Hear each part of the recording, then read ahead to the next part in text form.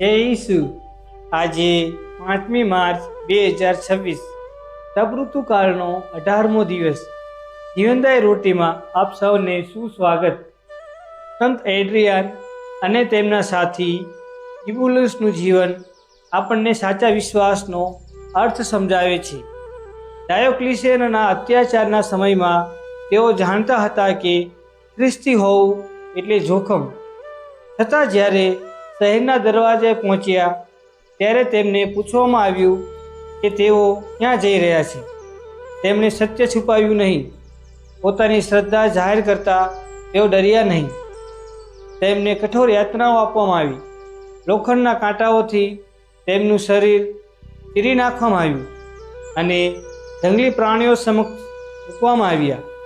એડ્રિયાનને સિંહ સમક્ષ નાખવામાં આવ્યા અને અંતે તલવાર વડે તેમની હત્યા કરવામાં આવી. ઇબ્યુલિસને કહ્યું કે જો તે મૂર્તિ પૂજા કરશે તો તેને મુક્ત કરવામાં આવશે, પરંતુ તેણે જીવ બચાવવાને બદલે શહીદીનો મુગટ પસંદ કર્યો. તેમનો વિશ્વાસ શબ્દોમાં નહીં પરંતુ અડગ નિર્ણયમાં દેખાયો. માથી 7:21-28 ઈસુ કહે છે, મને પ્રભુ પ્રભુ કહેતા બધા જ સ્વર્ગ રાજ્યમાં પ્રવેશશે નહીં. માત્ર પ્રાર્થના કરવી પૂરતી નથી. ઈશ્વર પિતાની ઈચ્છા પૂર્ણ કરવી જરૂરી છે. ઈશ્વરની ઈચ્છા છે પ્રેમ કરવો, ક્ષમા કરવી, કરુણા અને ન્યાયથી જીવવું.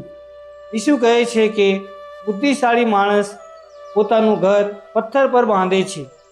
મુશ્કેલીઓ આવે છતાં તે અડગ રહે છે. સંત એડ્રિયાનું જીવન પણ એ જ પથ્થર પર બાંધેલું હતું. ખ્રિસ્ત પર ચાલો, આપણે પણ દેખાવટી ધાર્મિકતાથી દૂર રહી સાચા શિષ્ય બનીએ. આમીન.